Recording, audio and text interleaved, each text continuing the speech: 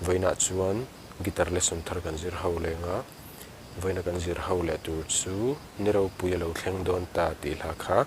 perdang kan zir hawanga hela hi in kan langa asanga e aniama bi chuan e7 hi kan hang tel zeu bawanga hetiang kan strumang down down up tikhana down down up niro puya lo thleng don ta chuan a hla neng karam play mil lenga uluk den lo ngai thlale don ya